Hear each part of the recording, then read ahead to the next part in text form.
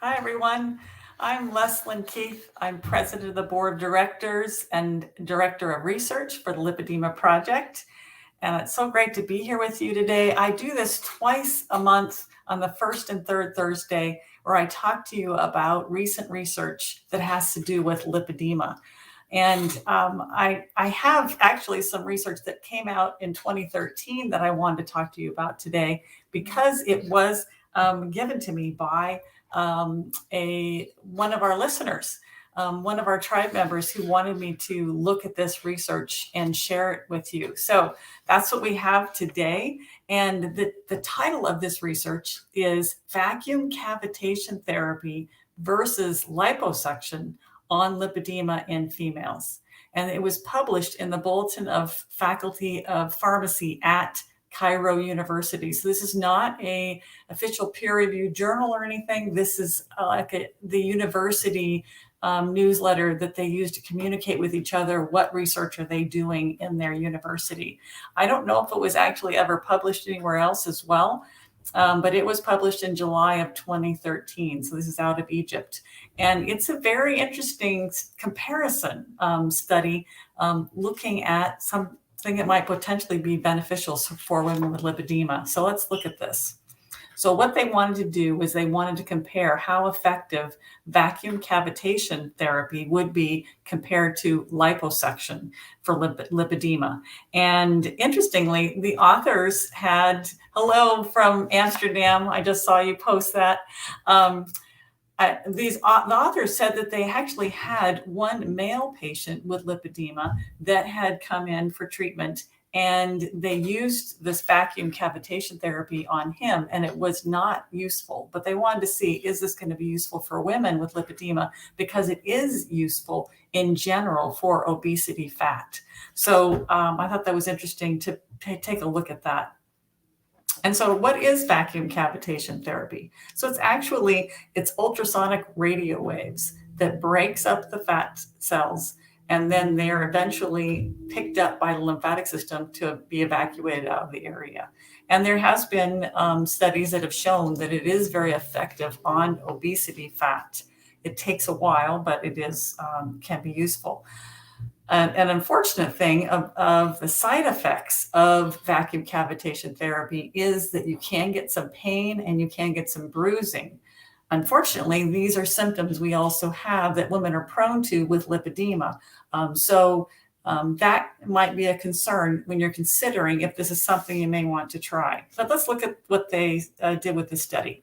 So they had 40 women with lipedema that participated in this study. And the average age, 20 to 45 years. So actually on the younger side.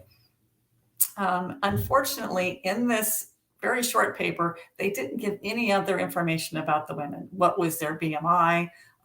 What other symptoms of lipedema did they have? What stage of lipedema were they? What type of lipedema were they? How long had they had lipedema? Didn't have any of that information, just the age range, and that was it. So they took the women and they divided them into two groups, and there were two groups of 20 women. So 20 had the vacuum cavitation therapy and the other 20 had liposuction. And then it says in the paper that everybody received what they called routine medical treatments, physical therapy, and nursing care. So everybody had that. So the particular device that they used for the group that had the vacuum cavitation therapy, that device is the Starvac vacuum massage. That's STARVAC. That was a particular brand that they used. And it in the paper, it described it as having this unique massage roller suction action. So it had some suction, but it also had these rollers that maybe made it feel a little bit more pleasant. The treatments were done twice per week for 3 months, and each session was 30 to 45 minutes.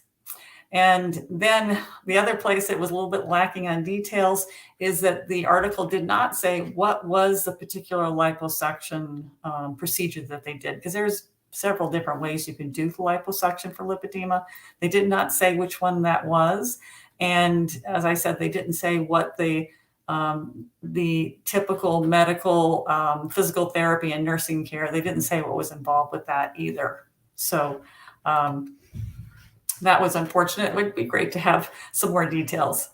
So what were the measurements that they used? So they did one measurement at baseline before they did any intervention, and they did another measurement at 3 months, so at the conclusion of the study.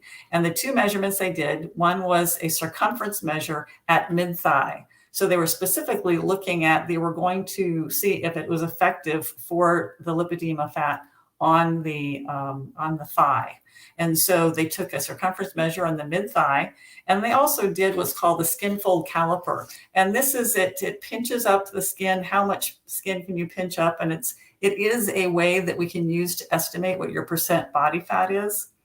Interestingly, it is typically used to determine your percent body fat for your whole body, assuming that you have this equal distribution of subcutaneous fat.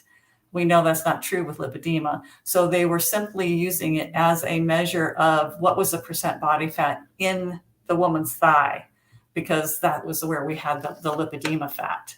So those were our two measures that they did. So interesting results that they had. So after the 3 months, they got these figures. And so let's first look at the thigh measure. Now, what's really good is that the baseline measures in both of these two groups, the average thigh measurement was very close. So it's really nice to have people start out really close. And so in the group that had the cavitation therapy, they were 81.66 centimeters, and that's about 32 inches. But interestingly, the liposuction group was 81.63. They both were about 32 inches in circumference around the thigh. So that's good that we were starting very similar. So afterwards, the cavitation group went from 81.66 down to 70.33. So they lost 27.7 centimeters in circumference. And that was the cavitation group. The liposuction group went from 81.63 to 73.11. And so that was 28.8 centimeters. So they went from 32 to 28. The other group went from 32 to 27. So what was that in the results? So we had the cavitation group went down to about 4.5 inches. It was 4.4 inches. And the liposuction group went 3.4, about 3.5 inches.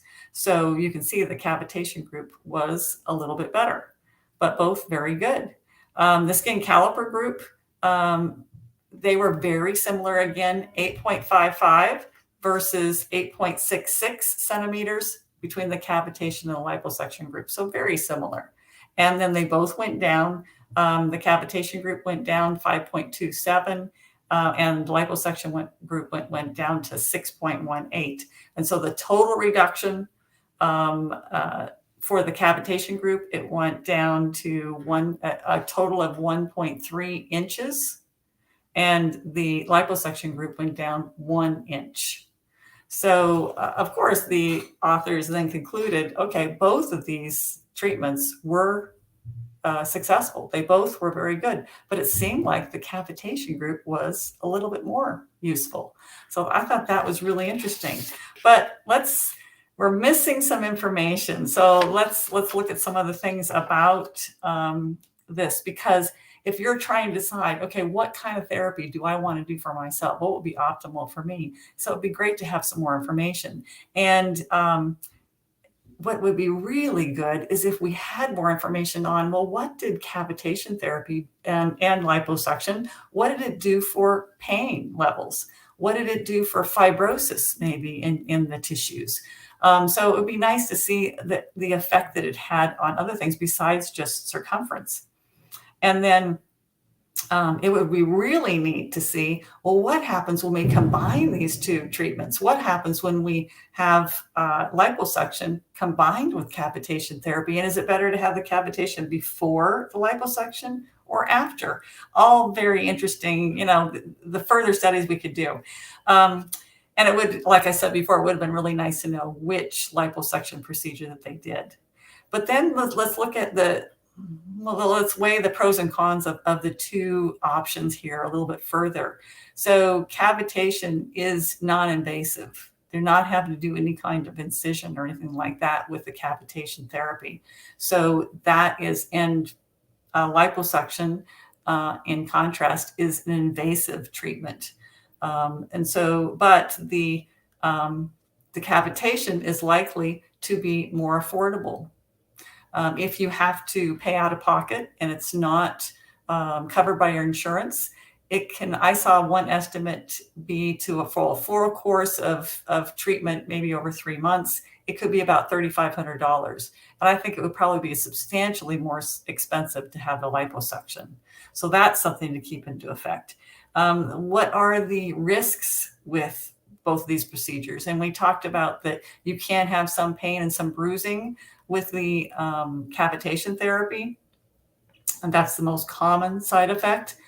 What are the possible risks with liposuction? And, I'm not a surgeon, but discuss that if you are considering that option. You want to know what the possible side effects and outcomes and stuff like that are with surgery. It's going to be probably a little bit more higher risk for different side effects than it would for the cavitation therapy. So something to consider. And then cavitation, though, might take longer to get results.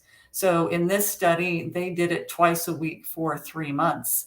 And so maybe you would have faster results with liposuction, but you have to also take into account the healing time after your liposuction, and that may end up being 3 months anyhow because of your healing process to really get the best effects from liposuction. So those are all kinds of things that you would weigh in your decision. But I think a really an interesting thing of this is another opportunity of possibly another treatment that you can explore with your healthcare provider. These types of devices, sometimes they have them at physical therapy clinics because they're a modality that physical therapists could use. So, and they would be used for a variety of different conditions. So that is something that you can, explore. Well, who has this device, and then how can I find out more about it? I think it is a useful article, something you could just talk with your healthcare provider, and we'll have a link for it so that you can download it and print it out and discuss it with your physician. I would also like to point out about our flash briefings. That's our mini podcasts that come out daily. And this was the focus of the flash briefing that came out just today. So if you want to check out lipoedema-simplified.org/flash, and you'll see a list of an archive of all of the flash briefings that we've had since we started doing them a couple of years ago, on all kinds of topics of relevance to lipedema. And then you will see today's mini podcast was about this article. So that's it for today. Thank you so much for joining me. I like to look at interesting research, so please feel free to forward to me if you would like to have me look at any of papers that you've seen. Just seeing Tara comments, will either procedures reduce the pain already caused by lipedema, constant pains, pins and needle feeling? I'm curious about that too, Tara. I don't know. They did not report on those other symptoms, which is unfortunate. And this is the only one, the study that I could find that was looking at cavitation and lipedema, unfortunately. But there might be something else out there. So if anybody finds anything, please alert me to it. You can email me at leslyn@lipedemaproject.org. Feel free to contact me if you have any articles that you would like me to review and report on with these, with either the flash briefings or with this Facebook Live. Thank you, everybody, so much for right now. I see that lots of you are making cool comments. Correlation, Kathy's asking about a correlation between ovarian cancer and lipedema. I haven't heard specifically about the correlation between that particular cancer, but it is interesting that when we have gynecological surgeries, that can be a trigger point for lipedema either starting for the first time or getting worse if you already have it. So but it's also interesting when you talk about ovarian cancer because we know that there's a hormonal component, so like an estrogen component. So could it be specifically with ovarian cancer, not just any gynecological surgery? That's an interesting question, and we don't know, but I'm glad that you're thinking about that. Lots of great comments. Thank you, everybody, for being here and sharing this time with me. Contact me. Let me know when you would, if you have anything else you want me to explore with you. Really enjoy this. See you next time. Bye-bye.